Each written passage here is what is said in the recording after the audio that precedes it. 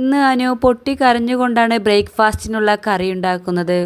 ഒരുപാട് വൈകിയാണ് ഇന്ന് ഭക്ഷണം ഉണ്ടാക്കിയത്. ആർക്കും തന്നെ ബ്രേക്ക്ഫാസ്റ്റ് കിട്ടാത്തതിനെ തുടർന്ന് എല്ലാവരും ബഹളം വെക്കുകയാണ്. എന്താണ് ഇത്ര നേരം വൈകുന്നത് എന്നൊക്കെ പറഞ്ഞുകൊണ്ട്.